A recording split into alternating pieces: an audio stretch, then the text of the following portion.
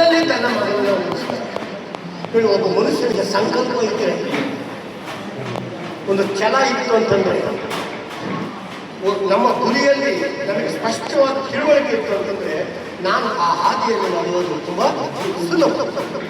ಆದರೆ ದಾಮೋದರ್ ಜಾಧವ್ ತುಂಬ ಬಡವಾಟನವಂತಂತೆ ಅಥವಾ ಓದಕ್ಕಾಗಲ್ಲ ಅಂತ ಅಂದ್ಕೊಂಡಿದ್ರೆ ಅಥವಾ ಮಾಡ್ತಿಲ್ಲ.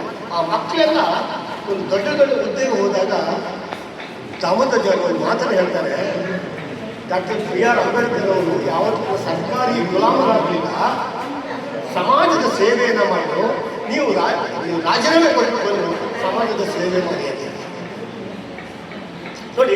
ಒಬ್ಬ ಅಂಬೇಡ್ಕರ್ ವಾದಿ ಅಂತಂದರೆ ನನಗೆ ಇವತ್ತು ಪ್ರತಿ ಅಂಬೇಡ್ಕರ್ ಜಯಂತಿಯ ಸಂದರ್ಭಗಳಲ್ಲಿ ನನಗೆ ಅಂಬೇಡ್ಕರ್ ಎಷ್ಟು ಮಟ್ಟಿಗೆ ನೆನಪಾಗ್ತಾ ಹೋಗ್ತಾರೋ, ಅಂಬೇಡ್ಕರ್ ಅವರ ಅನುಯಾಯಿಯಾಗಿರ್ತಕ್ಕಂತಹ ದಾಮೋದರ್ ಜಾಧವ್ ತನ್ನ ಮಕ್ಕಳನ್ನು ಬೆಳೆಸಿದ ಪರಿ. ಇದು ಆರಂಭದಲ್ಲಿ ಮರಾಠಿಯಲ್ಲಿ ಬಂತು, ಆ ನಂತರ ಇದು ಇಂಗ್ಲೀಷಲ್ಲಿ ಬಂತು. ಇದು ಸುಮಾರು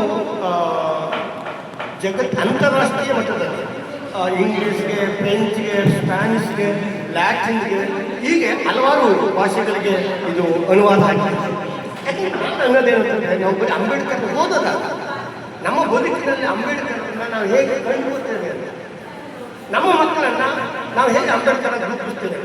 ಒಬ್ಬ ಅಂಬೇಡ್ಕರ್ ಸಮಾಜದಲ್ಲಿರ್ತಕ್ಕಂಥ 80% ಜನರ ಒಂದು ಶೋಷಣೆಯನ್ನು ಮುಕ್ತಗೊಳಿಸಲು ಹೋದಾದರೆ ಈ 80% ಇರ್ತಕ್ಕಂಥ ನಾನು ಇನ್ನೆಂಗೆ ಈ ದೇಶವನ್ನು ಬಿಡುಗಡೆ ಆಗುತ್ತೆ. ಇವತ್ತಿನ ಒಂದು ದಿನದಲ್ಲಿ ರಾಜ್ಯ ಪ್ರಶಸ್ತಿಯನ್ನ, ರಾಷ್ಟ್ರ ಪ್ರಶಸ್ತಿಯನ್ನ ಪಡೆದಿರ್ತಕ್ಕಂಥ ರಂಗಭೂಮಿ ಕಲಾವಿದರಾದ ನಂಜುಂಡಸ್ವಾಮಿ ಸಿ ಕುಟುಂಬದಲ್ಲಿ ಹುಟ್ಟಿ ಅವರು TCH ಮಾಡಬೇಕಾದ್ರೆ ತುಂಬಾ ಕಷ್ಟ ಆಗ್ತದೆ, ಶಾಲೆಯನ್ನು ಬಿಡೋ ಪರಿಸ್ಥಿತಿ.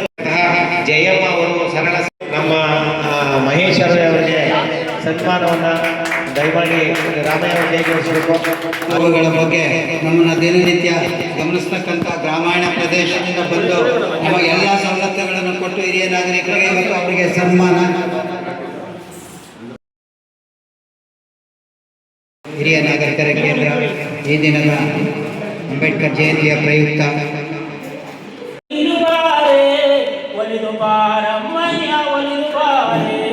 ಬೆಟ್ಟದ ಚಾಮುಂಡಿ ಒಲಿದು ಬಾರೆ, ಬೆಟ್ಟದ ಚಾಮುಂಡಿ ಒಲಿದು ಬಾರೆ, ಆಯಾ ಉಳ್ಳೋಳು ನೀನು ಚಾಮುಂಡಿ, ಛಾಯಾ ಉಳ್ಳೋಳು ನೀನು ಚಾಮುಂಡಿ, ಆಯಾ ಉಳ್ಳೋಳು ನೀನು ಚಾಮುಂಡಿ, ಛಾಯಾ ಉಳ್ಳೋಳು ನೀನು ಚಾಮುಂಡಿ, ಆಯ ಛಾಯ ಉಳ್ಳ ಮಾಯ ಕಾದಿ ಚಾಮುಂಡಿ, ಆಯ ಛಾಯ ಉಳ್ಳ ಮಾಯ ಕಾದಿ ಚಾಮುಂಡಿ, ದಯಮಾಡಿ ಒಲಿದು ನೀನು ಬಾರೆ, ದಯಮಾಡಿ ಒಲಿದು ನೀನು ಬಾರೆ, ಒಲಿದು ಬಾರಮ್ಮ.